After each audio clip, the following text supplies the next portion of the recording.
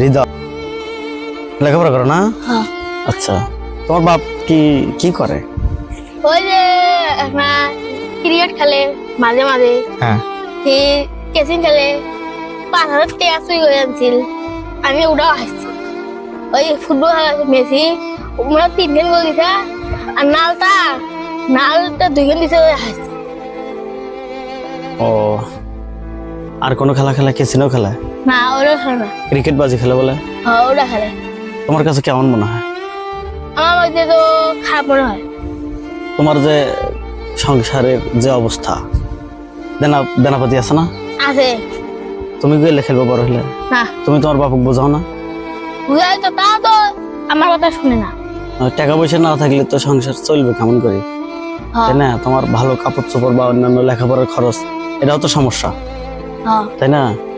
সুপ্রিয় দর্শক মন্ডলী, একটা সত্যি কথা বলি, এটা আমার নিজের গ্রাম ধর্মপুর মাঠের হাট। এখানকার একটা ছেলে আছে, নাম বলতে চাচ্ছি না, তারই ছেলে এটা। সে এতটাই নেশায় মানে জুয়া খেলার নেশায় আসক্ত, সেটা ক্রিকেট হোক, ফুটবল বাজি হোক, বা কেসিনো হালকা পাতলা বোঝে, হ্যাঁ, আর অন্যান্য জুয়া খেলা বা এইরকম ইয়াতে আসক্ত, কিন্তু খেলাটাও ভালো বোঝে না, কিন্তু ওইটা নেশা যে খেলতে হবে। আজকে তার পরিবারটা মানে পুরোটাই দেউলিয়ার পথে চলে গেছে।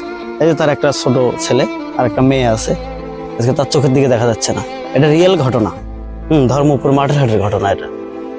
এইরকম সারা বাংলাদেশে বা সারা বিশ্বে, বিশেষ করে সারা বাংলাদেশে এরকম যদি চলতে থাকে, তাহলে আপনারা না জুয়া খেলেন, নেশায় আসক্ত, আপনাদের নেক্সট জেনারেশন ছেলে মেয়ে, বউ বাচ্চা, বউর হিসেব বাদ দাও, ছেলে মেয়ে যেগুলো আছে তাদের কি হবে?